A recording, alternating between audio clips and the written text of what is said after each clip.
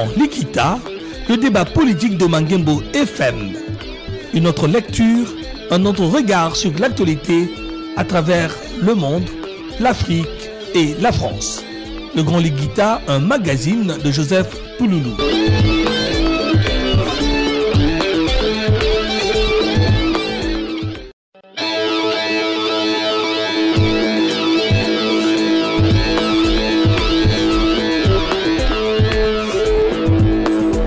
Le Grand Likita, le débat politique de Mangembo FM. Une autre lecture, un autre regard sur l'actualité à travers le monde, l'Afrique et la France. Le Grand Likita, un magazine de Joseph Pouloulou.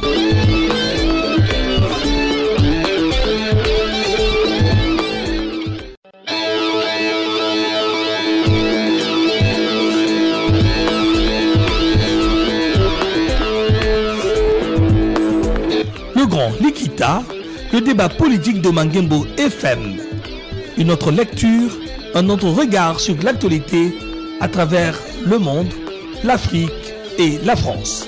Le Grand Likita, un magazine de Joseph Pouloulou.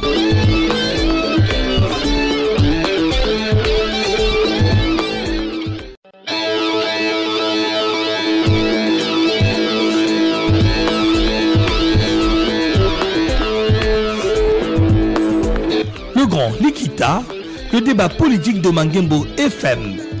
Une autre lecture, un autre regard sur l'actualité à travers le monde, l'Afrique et la France. Le Grand Likita, un magazine de Joseph Pouloulou.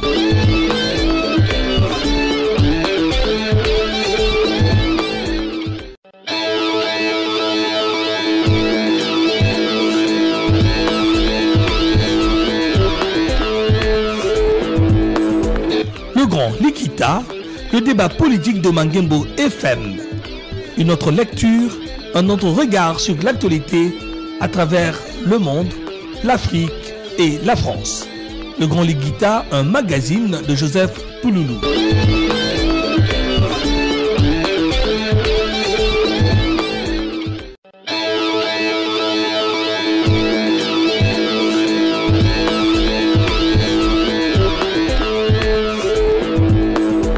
Le Grand Likita, le débat... Ben Kalala, comme vous vous présentez sur Internet et tout ce qu'on peut trouver sur vous, vous avez réussi dans le secteur de l'immobilier. Et il y a 5 ans, c'était encore un Congolais des États-Unis qui était parti pour solliciter le suffrage des Congolais. Mais entre deux élections, on ne vous voit pas et vous réapparaissez souvent quand on approche des élections.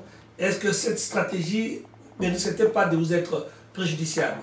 Vous parlez de lui ou de Ben Kalala? Vous dites qu'on ne vous voit pas. Vous, ça représente Ben, je parlais de Oscar Kachala, qui était venu des États-Unis comme vous. Donc, comme toujours, on regarde ceux qui viennent des États-Unis avec une certaine réserve quand même. En fait, vous avez raison. Mais pour être plus franc, je suis là pour parler de Ben Kalala. Je ferai peut-être allusion à certains autres candidats si vous me forcez à le faire. Mais je préfère ne pas parler d'eux. Oscar Kachala, Dr Kachala a eu le courage de se présenter en 2006 comme candidat à la présidence. Ce qui s'est passé, ce qu'il a pu faire ou ce qu'il n'a pas pu faire depuis 2006 jusqu'en 2011, bon, je l'ai entendu comme vous, comme s'il était absent. En tout cas, je ne peux pas le vérifier. Mais parlons de Ben Kalala, je ne suis pas absent au Congo. Quand je vous dis que j'ai posé des actions concrètes, c'est-à-dire que j'étais au Congo il y a 2 ans. 2008, c'est la dernière fois que j'étais au Congo. Quand je parle de poser des actions concrètes, c'est-à-dire que je sois là physiquement maintenant ou pas, mais ma présence est là, puisque ces enfants ont de quoi s'asseoir, sur quoi s'asseoir. Ces enfants ont des tôles dans les salles de classe. Ces enfants ont de l'eau potable. Ces enfants, bientôt dans l'orphelinat, ces enfants ont un terrain de football.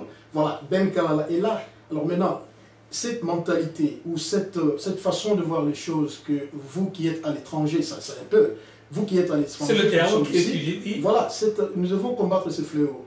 Puisque il n'y a pas plus congolais que c'est pas seulement ceux qui sont au Congo qui sont plus congolais que nous. Bien que nous soyons à distance, nous aimons ce pays-là. Nous aimons ce pays-là comme eux. Certains d'entre nous se font des sacrifices et dorment à 3h, 4h du matin pour travailler sur le Congo. Certains d'entre nous crèvent, sont là dans l'hiver, sous la pluie, sous la chaleur accablante, pour marcher, pour organiser des sit-ins et des marches pour le Congo. C'est-à-dire nous avons aussi cet amour de ce pays-là. Chacun contribue au changement à sa façon. En tout cas, avant de passer à Norbert, je vais juste relever, je n'ai pas l'impression que vous avez une structure derrière vous. Alors, qu'est-ce qu'il y a derrière Ben Kalala? Une structure officielle et officieuse. Je vais plutôt parler de structure officielle. Je garde les structures officieuses pour des raisons que vous connaissez tous. Oui. Oui, Ben Kalala est organisé. Ben Kalala a derrière lui la communauté congolaise. Ben Kalala a derrière lui l'élite congolaise.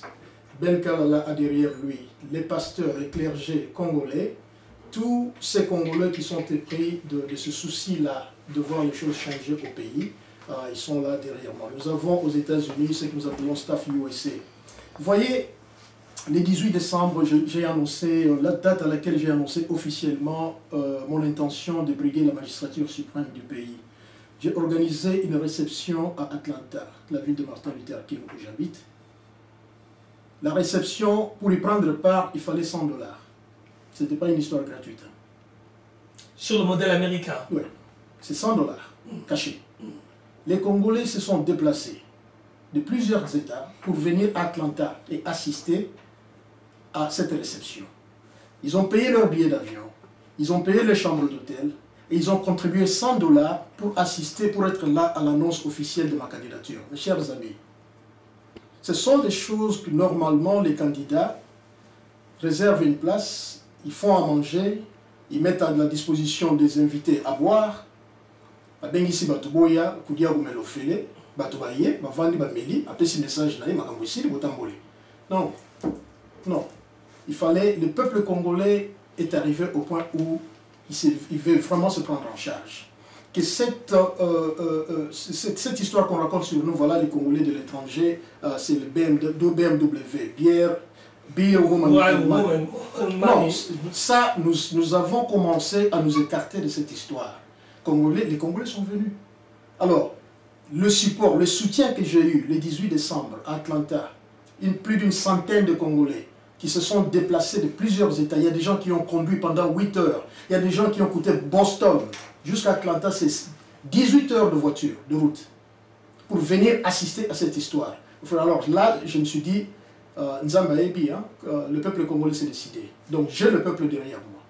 Non, mais le petit problème, le petit hic qui est là, c'est vrai que la population congolaise s'est mobilisée aux États-Unis pour votre annonce de candidature.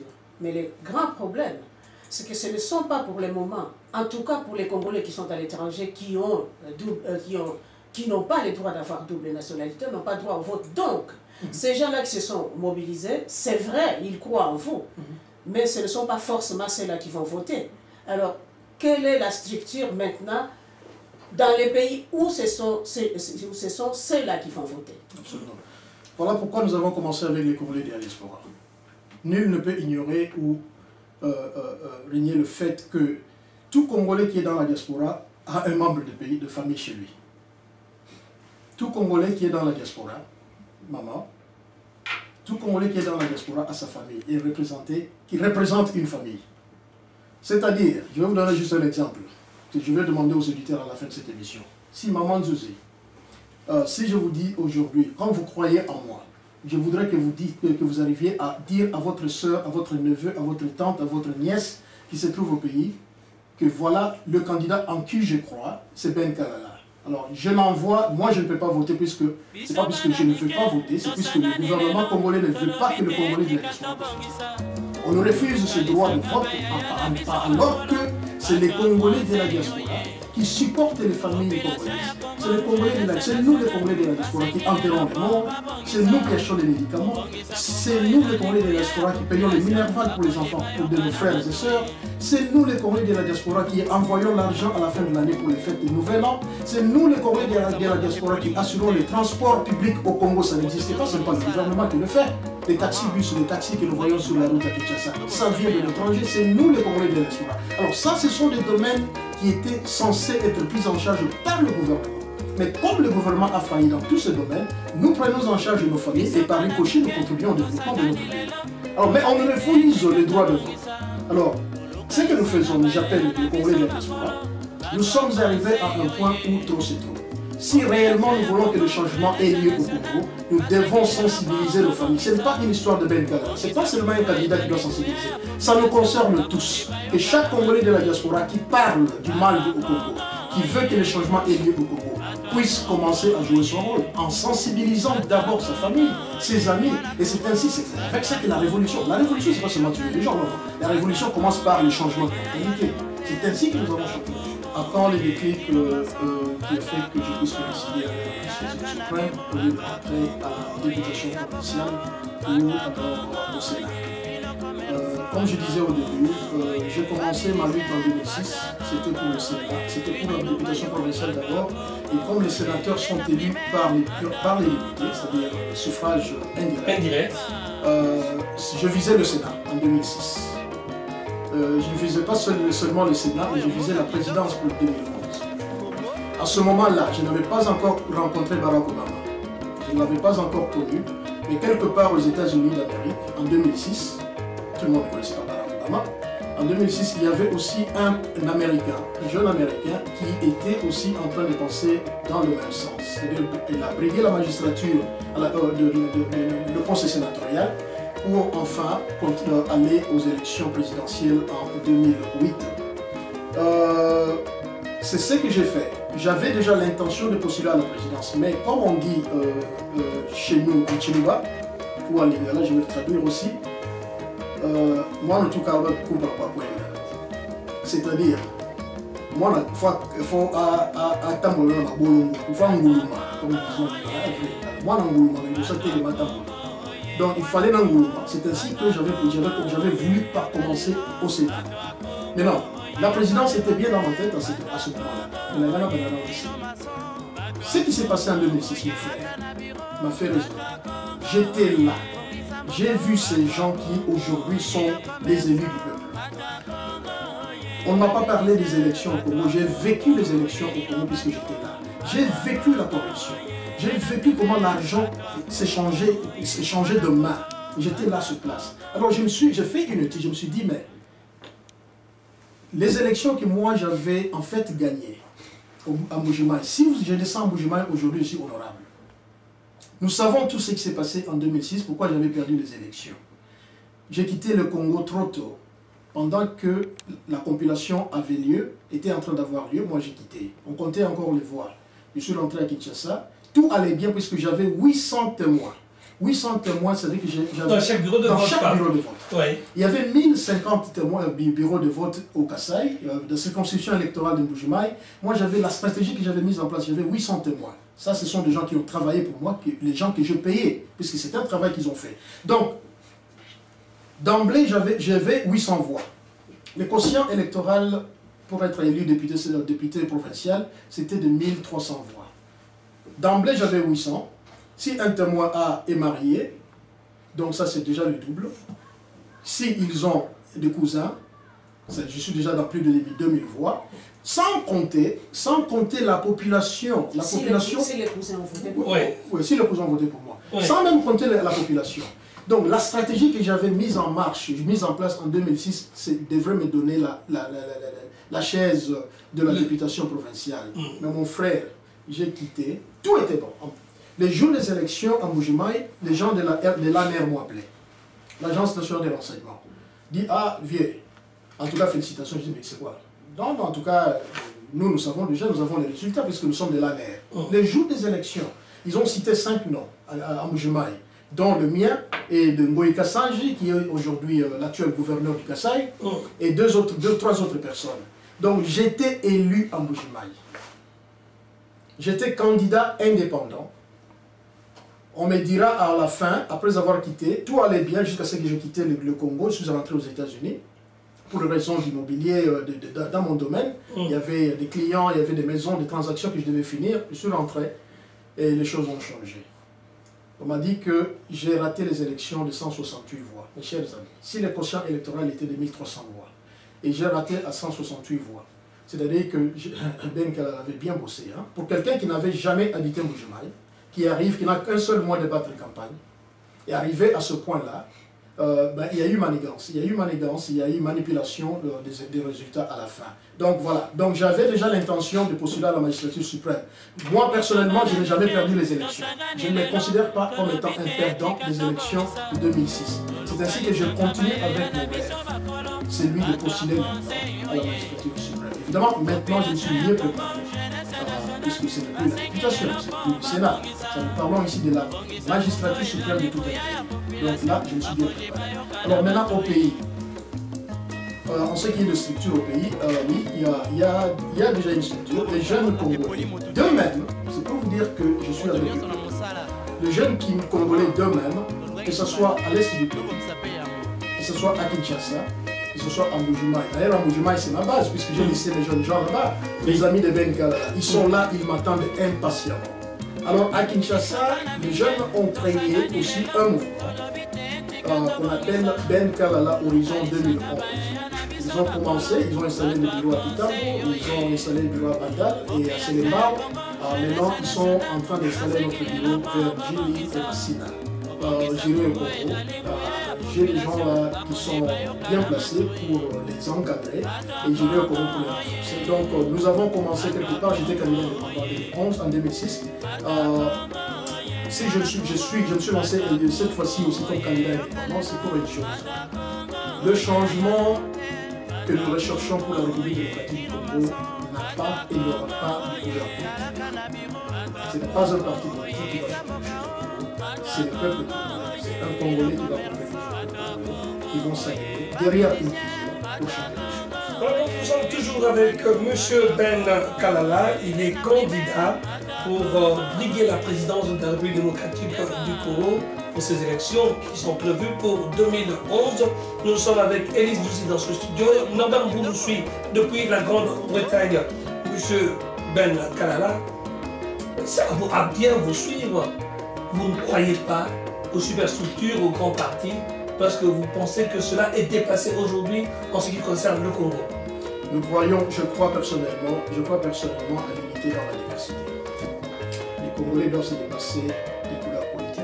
Les Congolais doivent se dépasser d'appartenance libérale régionale et voir que nous pouvons, c'est dans le choc d'idées que j'ai les lumières.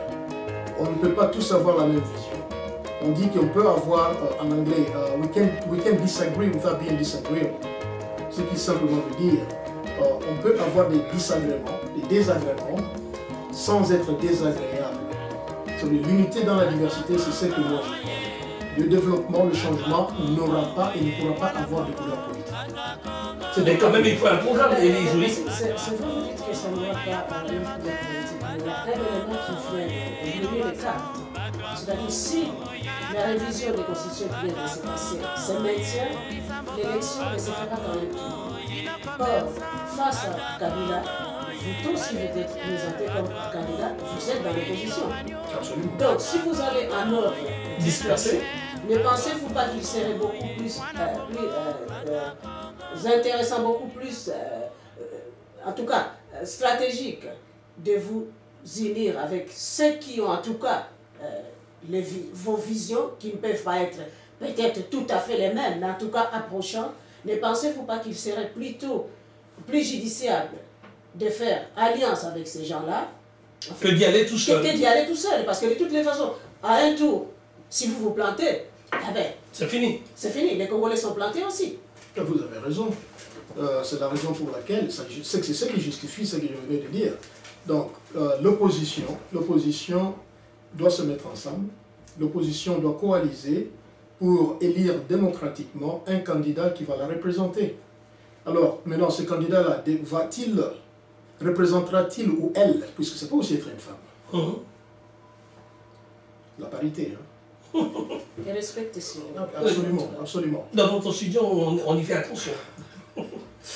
Ce candidat, est-ce que il représentera ou elle représentera-t-elle une couleur politique? Non. Ce candidat-là représentera l'opposition, qui représente le peuple congolais. Nous tous qui sommes contre le système en place, nous nous considérons de l'opposition. Madame Maman Nzouzi, vous avez raison, il faudra une coalition. Il ne faut pas y aller en ordre dispersé, puisque l'élection a un tour. La majorité présidentielle a misé sur le fait, sur l'incapacité de l'opposition de pouvoir se mettre ensemble. Évidemment. C'est ainsi qu'ils se sont dit, bon, les calculs changent, Tshisekedi est rentré au pays, peut-être il ne s'attendait pas, ouais, peut-être il a dit, comme il va participer aux élections, bon, on a refait le calcul, il dit non, alors cette fois-ci, on va les avoir un seul tour. Pour les forcer à s'unir, à se coaliser, puisque l'opposition s'est montrée aussi incapable. Depuis 2006, les élections de 2006, jusqu'à présent, l'opposition n'est pas encore arrivée à se désigner un porte-parole. Oui. Vous voyez? Oui. Alors la majorité a vu ça et dit, bon, voilà, c'est là où nous allons les avoir. Maintenant, ce que moi je demande à l'opposition, c'est ceci. Il faut que nous jouons un jeu démocratique. Nous prenons la démocratie. L'UDPS prend la démocratie. Il faut que l'UDPS puisse maintenant montrer aussi possible. Je parle de l'UDPS, je parle des partisans de l'UDPS. Qui, d'après certaines personnes, le seul candidat doit être M. Tshisekedi. Bon. Sur base de quoi? Qu'on nous le dise. Il faut qu'il y ait une démarche, une procédure démocratique au sein de l'opposition. C'est tout ce que nous demandons. Si c'est Tshisekedi qui est choisi d'une manière démocratique par les Congolais de l'opposition, par les leaders de l'opposition, nous tous nous allons, moi je l'ai dit à plusieurs émissions, je me plierai devant l'opposition si un choix démocratique était fait, afin que nous puissions gagner ces élections au premier tour. Je l'ai dit.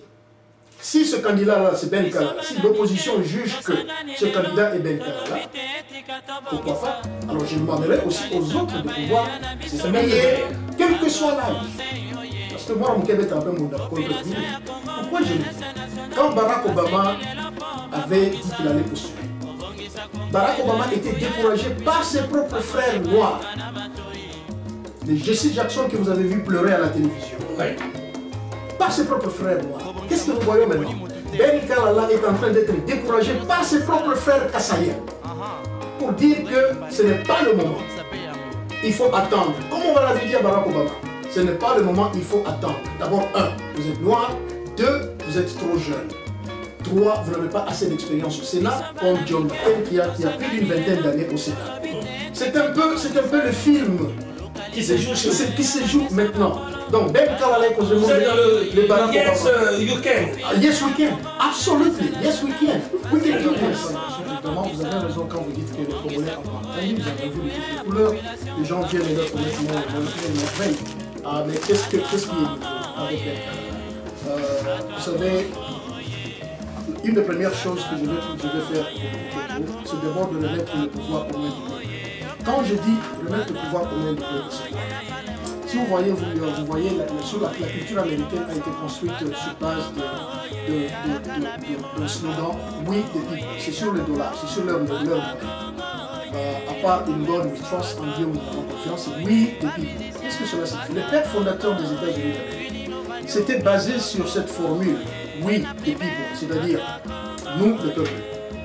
Pour dire ceci, si un pays arrive à mettre le peuple au centre de tous ses projets, au centre de tous ses actes, les choses iront mieux. Le peuple congolais a été marginalisé. Nous avons entendu parler de programmes, nous avons entendu parler de 5 chantiers.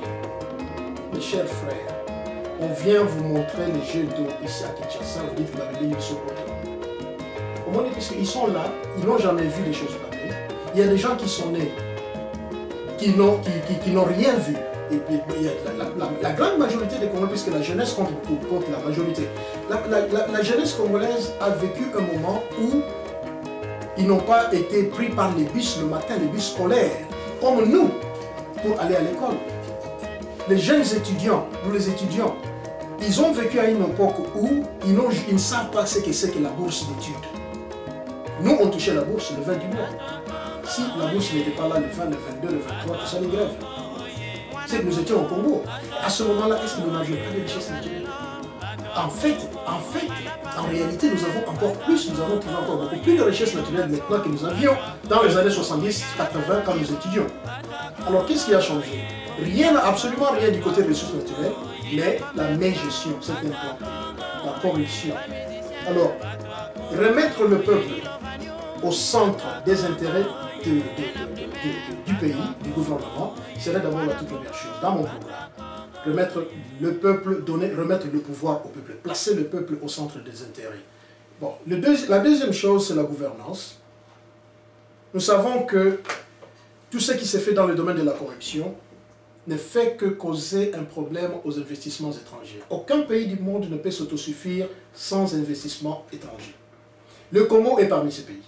Mais qu'est-ce que nous faisons? Qu'est-ce que nous remarquons? Les investisseurs étrangers ne peuvent pas venir puisqu'ils crient à la bureaucratie insupportable au Congo.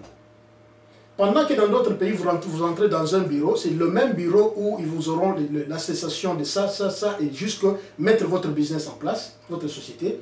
Au Congo, on vous fait marcher de porte à porte, de bureau, de building à building, pendant des mois, juste pour obtenir des papiers, maman. Ça n'a aucun sens. Ça décourage les esprits. Ça nous décourage, nous, les Congolais de la diaspora, qui allons au Congo pour investir. Ça nous décourage. Ça décourage les investisseurs étrangers. Sur le plan éducation, puisque ça, c'est la base. En 2006, j'avais promis, moi, c'était l'éducation et la santé, puisque l'éducation, c'est l'avenir de notre pays. Les enfants, c'est l'avenir de notre pays. L'école primaire, on a promis. Tout le monde a promis l'école primaire. On envoie ici, les enfants vont à l'école gratuitement. Mais il y a une chose, les enseignants qui nous ont formés, pour qu'aujourd'hui nous soyons devant les micros pareils, pour qu'aujourd'hui nous soyons en France, aux États-Unis, ceux-là qui nous ont formés et qui continuent à faire ce travail, ils ne sont pas traités comme il faut. Et pourtant, c'est la base. Alors, il faudra que nous remontions. Le barème de Mboudi. Le barème de Mboudi est parti. Il y a des gens, si on rentre dans ce domaine, on va en parler. Il y a des gens qui me parlent de Vital Kamere, ainsi de suite, de candidats. Je dis, mais oui, moi, on va y arriver. Oui. Mais il y a beaucoup de choses que les députés, nos élus du peuple, devraient passer pour le peuple, qui les ont élus, mais on ne le voit pas. La stabilité, la paix, la justice et la stabilité. Comme je disais avant, quand il n'y a pas de paix, il n'y a pas de stabilité, il n'y a pas d'investissement étranger. Ça, c'est nul. Mais pendant ces temps, il y a des gens qui s'enrichissent, qui sont dans le gouvernement.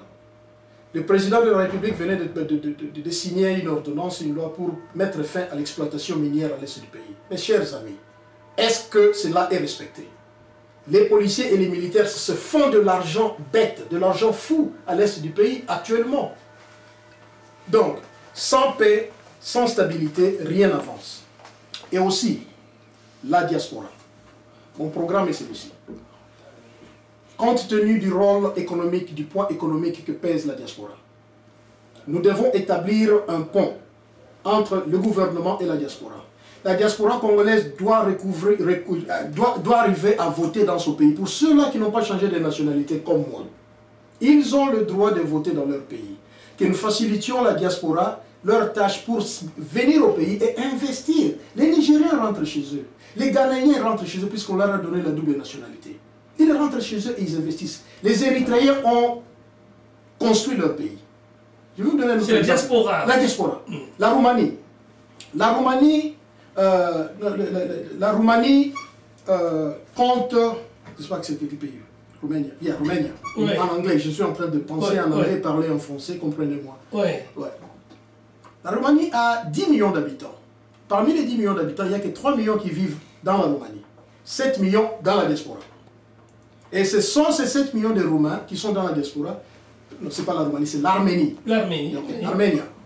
Ce sont ces 7 millions d'Arméniens qui dirigent leur pays. Ce sont eux qui ont ce sont les richards. Ce sont eux qui gouvernent leur pays. Ce sont eux qui... Donc, vous ne voyez pas, vous ne verrez pas des marches des Arméniens en dehors du pays. Pourquoi? Puisque ce sont eux, les Arméniens de la diaspora, qui construisent leur pays. Alors, nous pouvons en faire de même pour notre pays. j'ai parlé avec les autorités françaises depuis que quand je suis arrivé ici. Je leur ai dit ceci. Vous sentez-vous toujours à l'aise de voir les Congolais se manifester chaque fois, que ce soit ici en France ou en Europe? Vous posez-vous la question quelquefois de demander qu'est-ce qui ne va pas dans leur pays? Savez-vous pourquoi nous quittons notre pays pour venir ici? Alors pourquoi voulez-vous toujours nous imposer des leaders? Et pourtant, une paix durable, une démocratie durable dans un pays commence par les élections crédibles, libres, transparentes et démocratiques. Une fois que le peuple sait que c'est lui qui a élu ses leaders, et la démocratie est suivie, ce peuple-là restera. Nous, qu'est-ce qu'on viendra chercher ici? Puisque nous avons un pays qui a tout. Ah, les Blancs ont commencé à raisonner. Hein? J'ai dit non. Si vous nous aidez à établir, à tenir des élections libres, transparentes et démocratiques, où le peuple va se choisir ses leaders, en tout cas, ça va aussi avoir un impact sur l'immigration dans vos pays. Alors, ils étaient contents. Donc, voilà, maman.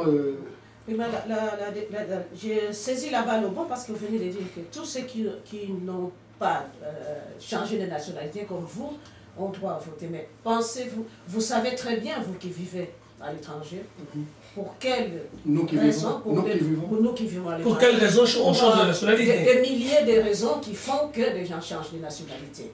Bon, il y a des pays qui ont double nationalité qui votent. Est-ce que vous croyez que le Congo peut se payer ses luxes de se passer de tous ceux qui ont changé de nationalité pour ne pas voter? Et c'est tous ceux qui ont changé de nationalité prennent pour argent comptant ce que le Congo dit qu'ils ne sont plus congolais. Est-ce que le Congo peut se passer de cette manne que ceux qui ont changé de nationalité envoient au Congo?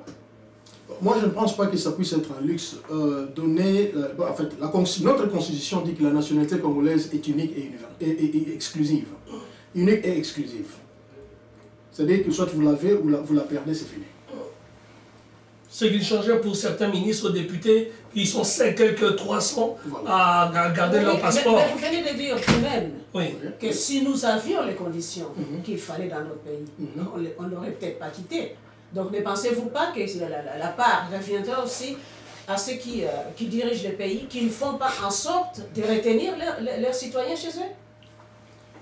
Bon. Est-ce que votre discours sur ce point peut prendre en compte les désirata? Je rappelle quand même que nous avions assisté aux premières assises des Congolais de l'étranger, et en première position, il était question justement d'évoquer la double nationalité. Est-ce que vous pourrez porter cela puisque vous demandez à nous de la diaspora d'être vos porte-parole? Moi, selon mon programme, je vais favoriser l'obtention de la double nationalité. Si les législateurs congolais peuvent se permettre de réviser la Constitution en pleine période électorale, alors que la Constitution prévoit évidemment cette révision, si c'était dans l'intérêt du peuple congolais. Mais ce que nous venons de vivre maintenant, où se trouve l'intérêt du peuple congolais? On va en parler. Voilà.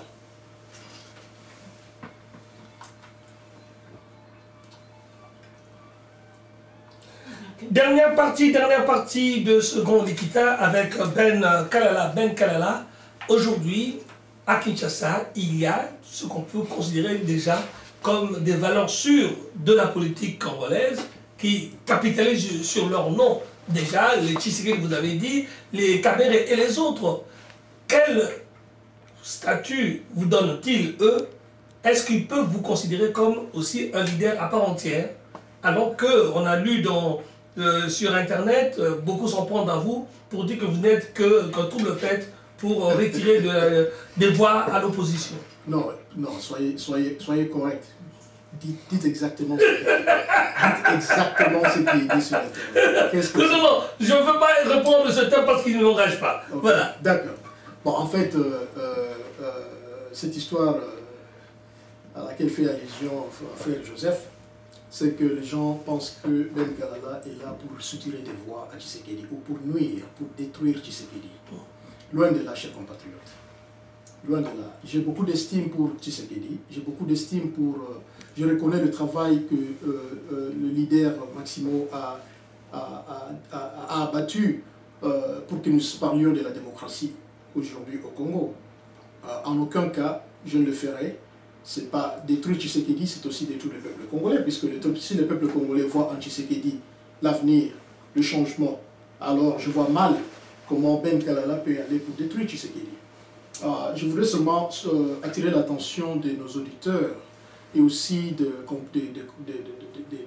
des sympathisants de l'UDPS que cette histoire ne concerne pas le Kassaïen, puisqu'en fait, ceux qui s'acharnent sur le net, bon, pas ceux, puisqu'il y a une personne, celui qui s'acharne, peut-être il y en a d'autres qui n'ont pas encore eu le courage de l'écrire, sur l'internet, ce sont des Kassaïens. Ceux qui ont posé des questions à la dernière émission que j'ai présentée, ce sont des Kassaïens, qui disent qu'il y a un qui a même osé dire cette place-là, la chaise présidentielle, revient à celui qu'on appelle Moula Monkwassa.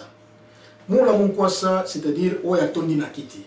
Mais mes chers compatriotes, à ce que je sache, cet attribut-là, Oyafandi Nakiti, c'est à Jésus. Ça, c'est Jésus qu'on ne peut pas détrôner. Oyafandi, Atonafandi, Nabokonzinyoso, ça, c'est Jésus qu'on ne peut pas détrôner. Alors, comment arriver maintenant à prendre des positions pareilles pour dire que c'est lui, Yenemtafani Nakiti? Tshisekedi a été plusieurs fois Premier ministre de la République démocratique du Congo. Ça fait plus de 50 ans que Tshisekedi fait la politique au Congo. Alors, maintenant, un jeune Kalala qui a aussi plus de 50 ans, c'est-à-dire qu'il était dans la politique pendant quand nous, on venait au monde. Bon, on atteint un certain âge, on ne peut rien faire pour dire que voilà, c'est toujours lui, c'est toujours lui. Mes chers amis, à part lui, nous parlons de autres leaders qui sont là sur place. Mais quand est-ce que le Congolais va changer? Est-ce que on dit en anglais, it's insane to do the same thing and expect different results. C'est-à-dire les mêmes causes, les mêmes effets, les mêmes causes. Alors, si nous voulons un changement, alors comment est-ce que nous ne pouvons pas changer de mentalité pour dire que l'heure a sonné, donnons le temps, le vieux il est là, je ne peux pas prédire son âge, je ne peux pas prédire sur sa santé, mais tout ce que moi je dis, s'il est choisi par l'opposition, d'une manière démocratique encore une fois, j'insiste sur ce point, d'une manière démocratique. Mais maintenant, comment est-ce que Ben Kalala est considéré? Oui, pas par les autres leaders de l'opposition. C'est très important. C'est ce que je voulais dire au début, j'étais en train de partager avec les amis avant de venir ici. Je ne vois pas pourquoi cet empressement au niveau de la diaspora. D'aller vite à la besogne et se choisir un leader qui va représenter le peuple congolais. Sans prendre en considération les désirata de la diaspora qui contribuent énormément sur le plan économique, sur le plan politique. Les portes que nous toquons ici, que ce soit en France et aux États-Unis, c'est pour qu'il y ait changement dans notre pays. Nous aimons tant ce pays-là qu'eux-mêmes. Alors comment est-ce qu'ils peuvent aller si vite à la besogne sans faire allusion, sans faire de l'espace, sans demander? Tu sais qu'il y a été à Bruxelles. La première collecte de fonds qui a été faite pour le président national de l'UDPS, elle était faite par les Congolais de la diaspora. C'était un groupe d'avocats de l'UDPS qui se sont mis ensemble, ils ont fait la première collecte de fonds. C'est pour vous dire que l'opposition doit réserver une place à la diaspora. C'est ce que nous demandons. Et vous êtes le représentant de ces diasporas? Je fais partie de la diaspora. Je ne dis pas que je suis le meilleur candidat de la diaspora. Je ne le dis pas. Je dis que je fais partie de la diaspora, des présidentiables de la diaspora. Donc l'opposition doit se souvenir que nous sommes là, nous existons. Je vais commencer par la première question. Oui, c'est une très bonne question. La démarche est en cours. L'initiative vient pour rassembler, regrouper les présidentiables de la diaspora pour que nous puissions trouver un consensus. La rencontre est prévue aux États-Unis et l'invitation est lancée à tous les candidats à la présidence pour se rencontrer à Washington, D.C. Du 26 au 27. Nous avons un colloque de 2 jours à Washington, du 26 au 27 février. J'ai reçu l'invitation, on en a parlé avant de quitter les États-Unis. Dr Mboyo, qui est aussi candidat aux États-Unis, je me connais bien lui, il y a le Dr Kachala, il y a Guillaume Gefa, il y a Emmanuel Léhi. Alors, ils ont contacté, ça ce sont des gens, nous parlons aussi des gens qui se sont déjà annoncés comme le candidat. Pas quelqu'un qui est resté à la maison avec son épouse et ses enfants et il parle d'une possibilité de briguer la magistrature suprême et dit qu'il va venir au colloque. Moi j'ai dit non. Si nous sommes avancés, c'est-à-dire que nous avons fait le premier pas. nous sommes engagés financièrement. Et puis, bon, quand on dit qu'on est candidat contre Kabila, c'est-à-dire que nous sommes engagés, on a pris des risques pour aller s'opposer au pouvoir en place. Donc la démarche est en train de se faire pour que nous puissions nous mettre tous autour d'une table afin que, et nous serons reçus par le département d'État, hein, le rendez-vous est déjà pris, ce n'est qu'à ce moment-là que nous serons pris au sérieux. Quand on voit qu'aux États-Unis, par exemple, il y a 8 candidats à la présidence pour un poste. Ici en Europe, je ne sais pas si vous avez il y a déjà quelques-uns qui sont annoncés. Il y a des gens qui se sont déjà annoncés. Alors, nous sommes déjà. Il y a une affaire de 18 candidats, d'après ce que j'ai entendu, de la diaspora. Alors, une forte raison pour que nous puissions. Donc, la démarche est en cours. Ah, le frein. Le frein au changement. Le changement que nous voulons, comme je l'ai dit avant, doit commencer par le leadership. Comme celui-là. Comme ce changement doit commencer par le leadership, donc on prend le leadership comme le frein, le leadership actuel comme étant le frein au changement. Nous avons besoin de leadership responsable et transformatif. Un leadership qui mettra les intérêts du peuple au premier plan, le peuple au centre des intérêts, comme je dis, we the people, nous le peuple d'abord. Nous avons un système de 5 chantiers qui est là, où nous parlons de routes, nous parlons des infrastructures routières, mais nous n'avons pas vu dans le 5 chantiers, mon frère, nous n'avons pas vu dans le 5 chantiers le changement des salaires, la hausse des salaires. Ça, c'est le social. Et on ose nous parler de l'année du social, 2012, année du social, pendant que le social n'est même pas touché. On veut nous mettre la poudre aux yeux avec des petites routes bitumées sur lesquelles on a mis une petite couche dans 2-3 ans. Dans 2-3 ans, après, on aura encore à refaire. Vous voyez, alors ça c'est une tricherie. Nous voulons mettre fin à ce genre de manœuvre où on triche le peuple congolais. Donc le frein du développement, aujourd'hui, la plus grosse part est jouée par ceux qui sont à la tête de nos institutions. Est-ce que vous êtes aussi méfiant envers l'autre leadership, pas seulement, là vous avez évoqué le leadership du pouvoir, et que pensez-vous des leaders de l'opposition actuelle? Joue-t-il le jeu? Merci. J'ai dit une fois ici que cette opposition a prouvé qu'elle n'était pas cohérente. C'est ainsi, c'est la raison qui a poussé la majorité à changer le scrutin à un tour. Cette opposition que je constitue, il y a des fois je la prends avec beaucoup de pincettes, puisqu'il y a certains exemples précis. Hein. Moi je parle des faits concrets, je n'accuse personne. Les leaders élus du peuple.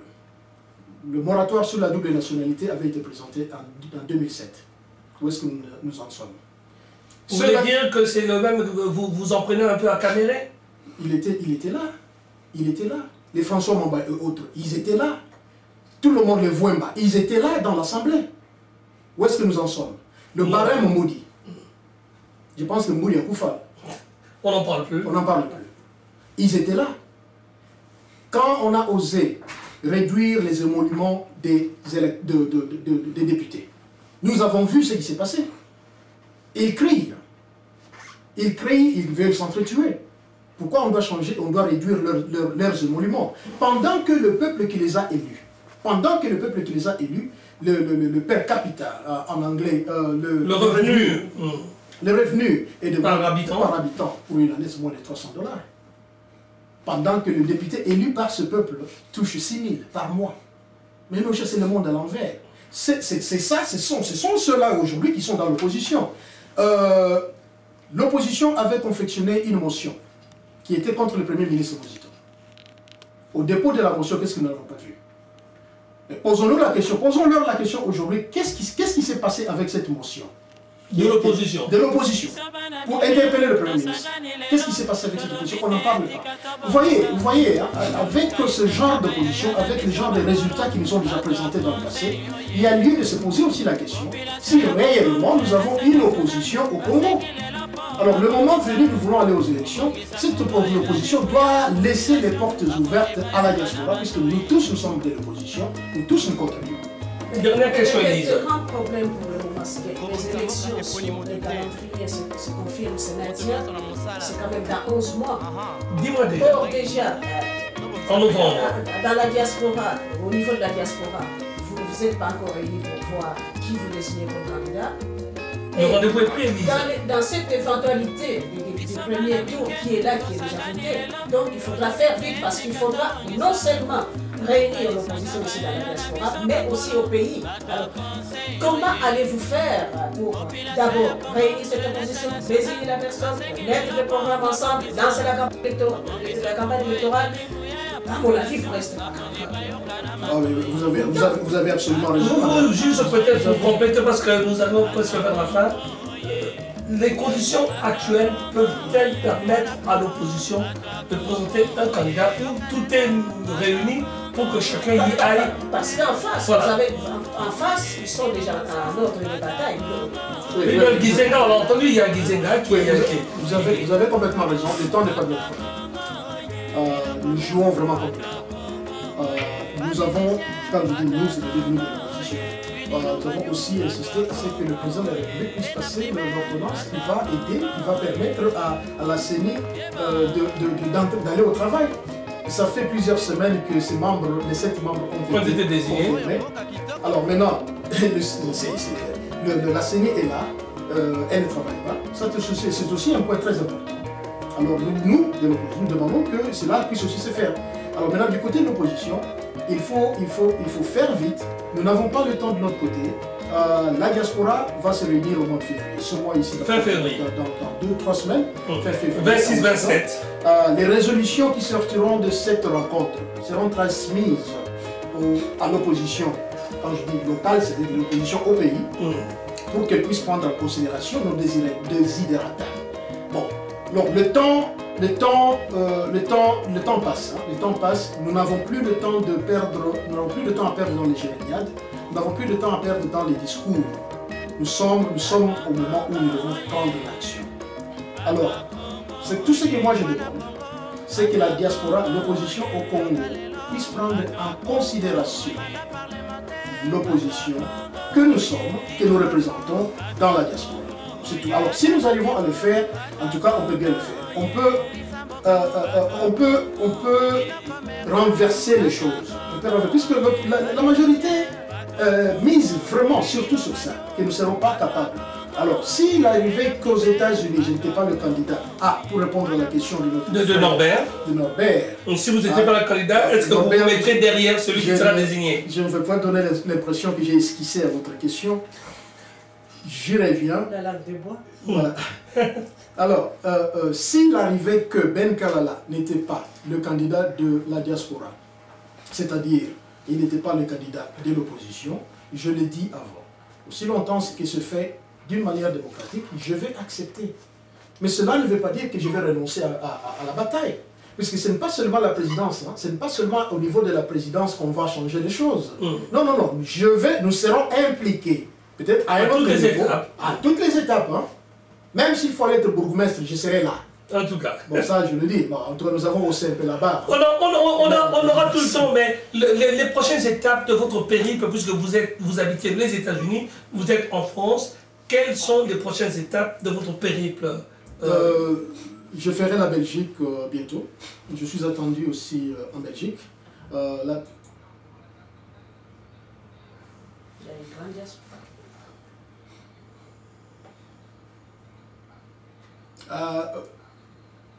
Combattant de Grande-Bretagne. Et puis, justement, on vous laisse aussi quelque part, message et qui est traversé par l'océan et comment il fait ça là-bas. Oui, Grande-Bretagne, et vous allez l'idée bien, parce que les combattants, moi, ça c'est mon côté, hein. Ben Kalala est connu comme étant un activiste des droits de l'homme. C'est ça le boulot que je fais. À part évidemment ma carrière professionnelle. C'est ça ma passion. C'est contrer les violations commises sur les femmes. Nous avons perdu 6 millions d'hommes et femmes. Et nos femmes sont en train d'être violées. Je me mets, si vous suivez mes interviews, vous les voyez. Ce n'est pas aujourd'hui que j'ai commencé. Donc, Bana Congo, le groupe de Bruxelles, les résistants de Nini, Bana Congo, bon, Soki, ils allaient que Tokutana, vous allez bien. Je veux voir, il faut que je sois à Bruxelles, puisque Nengue Sengamaki, Congolais, que personne ne vous trompe. Il y a des gens qui disent que Congolais est très dignon. Non. Bateau va bien. Même on dit, moi le mène. Aucun pas n'y a deux. Nous ne pouvons pas nous faire. Bandou est PNZ. Niveau Congolais à 100%. On a changé de nationalité, 27 ans aux États-Unis. On a changé parce qu'il n'y a pas de beaucoup de gens. Parce que na pas pointer na musaliwa batala bato bakindaka bakata makambu bakona donc à Londres na bosani binote na oya. Là une question sur la ligne à poser. Vous avez parlé de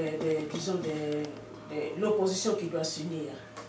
Il y a certaines personnalités, dont, par exemple le professeur Wamba ou Ngwanda, qui sont qualifiés par d'aucuns comme étant pas très fréquentables au départ. Les Ngwanda, oui. Honoré Ngwanda. Professeur Ngwanda. Non, Honoré Ngwanda, pasteur. Pasteur. Ah oui. Non, elle parle de Ah, d'accord. Est-ce que pensez-vous, parce que certains les qualifiaient des petits valets des Rwandais, et puis l'autre, Ngwanda qui était quand même assez impliqué dans l'histoire du massacre de Mouloudia Congo, est-ce que pensez-vous que pour battre Kabila, toute union est possible ou plutôt perdre une élection que de vendre son âme? Non, toute union est possible pour ceux-là qui ont encore le vrai souci de changer les choses. Nous avons été déçus, comme vous l'avez dit, dans le passé, par certaines personnalités, qui sont encore des personnalités congolaises, qui se sont présentées, disons, avec la figure de changer les choses pour l'intérêt du peuple, alors que n'a cessé Bazar Olia côté de Il faut faire très attention. Nous avons été infiltrés jusqu'à la moelle épinière. Les a passés. Donc il y a des fois les Congolais deviennent méfiants, mais on se demande pourquoi on est si méfiant. C'est puisqu'on ne sait plus avoir confiance à quelqu'un, à son propre frère, à sa propre soeur, parce qu'on évite à représenter Penzanani. Là, il faut faire très attention. J'attire l'attention des Congolais. Même si nous allons nous unir, mais nous n'allons pas nous unir, signer le pacte avec le diable, puisqu'il faut changer les choses. Il faut avec qui nous sommes en train de composer, faire très attention, puisque ça risque de se retourner contre nous. Bruce Springsteen, bon, c'est pour notre ami Ben Kalala, le mot de la fin pour tous ceux qui nous ont suivis sur Mangembo FM, M. Ben Kalala. Bon, je voudrais d'abord remercier Radio Mangembo, Papa Joseph, et puis Maman Zouzi. Je voudrais remercier un ami de très longue date, Godé Bayama, ici avec nous. J'ai aussi le plaisir de rencontrer notre ami de très très longue date, Banagisanga Nigaka. Au nom de Santa très connu. Merci Minginandinga Koy Nabino Boussali pour l'anglais et pas Iboye. Maintenant, pour le peuple congolais, comme je l'ai dit et je le répète encore, le changement en République démocratique du Congo n'a pas de couleur politique, n'a pas de tribu, n'a pas d'ethnie, n'a pas de province. Nous y allons en tant que Congolais. Alors je vous demande ceci. Si réellement vous croyez au changement, si réellement vous êtes fatigué d'envoyer de l'argent net au Tindaka chaque fois aux familles au Congo pour les aider à survivre, rejoignez-moi dans cette lutte. Voici une chose que je vous demande. Si je vous demande de me donner de l'argent, vous allez peut-être dire que la mentalité congolaise, non, gardez. Nous tous, nous savons que nous avions contribué à l'élection de Barack Obama aux États-Unis. Même ceux qui sont à l'étranger, nous avons pu contribuer sur l'Internet, 25 $, 50 $, 100 $. Il y a des gens qui ont donné plus. Ça, c'était pour élire le président des États-Unis. C'est plus que nous avons cru à la cause. Si vous croyez à cette cause, je vous demande une faveur. Envoyez votre argent à vos membres de famille comme vous l'avez fait, comme vous le faites. Envoyez toujours votre argent aux membres de vos familles, mais faites-moi une faveur en mettant seulement, puisque l'argent qui va au Congo sur Western Union demande qu'il y ait un code et une réponse. Mot de passe et puis réponse. Le mot de passe qui est déjà, les gens sont en train d'utiliser, c'est pour qui? La réponse, Ben Kalala. Donc chaque transaction a son numéro. Donc ce n'est pas le mot de passe qui va créer un problème. Non. Le mot de passe pour qui? Réponse Ben Kalala. Alors chaque membre de la diaspora, puisque c'est nous la diaspora qui tenons le Congo, qui tient vraiment qu'il y ait changement au pays, faites cet exercice. Envoyez l'argent dès demain, dès aujourd'hui. Même si on continue 50 $. Kaka mot de na sewana pour qui? Réponse Ben Kalala. Alors ce qui va se passer, c'est quoi? Les gens iront à Western Union, ils auront le même nom au bas de la page, ils vont partager la nouvelle, comme dans le Congo, Sangweta Mbolaka, vite. Tous on a besoin d'un bon pour convaincre le peuple. Bissomoko à partir de la base, nos familles. Qui peut être plus loyal que maman, Oyotine de la Rambongo? Qui peut être plus loyal envers toi, ceux qui sont de moi, si Oyotine de la Rambongo, la qualité. Tant que vous avez un bon exemple, comme on a retenir, vous allez comme on a bien bon, ça là, il y a un Congo et un changement. Si vous croyez au changement, si vous croyez que cette lutte va nous amener quelque part, tout ça là, je vous remercie. Merci, Ben Kalal. Bongisa Congo ezali moya ya population bakonji bayoka na batoi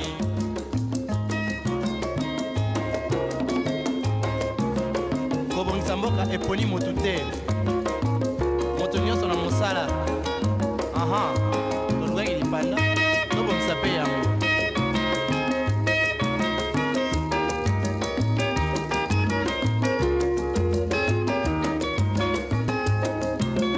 biso bana mike tosangani lelo tolobi te tika tobongisa tolukalisanga bayaya na biso bakolo bato ya conseil oye population ya Congo jeunesse nationale basengi lelo mpo babongisa kobongisa Congo ezali nguya ya population bakonzi bayoka na matoi bato ya Congo oye bato ya Congo oye bato ya Congo oye mwana Congo bato ya Congo oye yoka lelo bato ya Congo oye parlementaire bato ya Congo oye Dino Masson bato ya Congo oye Kalaka na biro bato ya Congo oye Kisamboka o bato ya Congo oye Dino commerçant bato ya Congo oye ba musicien bato ya Congo oye Vinilo Banyu bato ya Congo oye Tena primaire bato ya Congo oye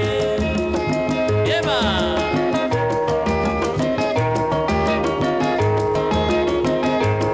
Oyo mboka kitoko Congo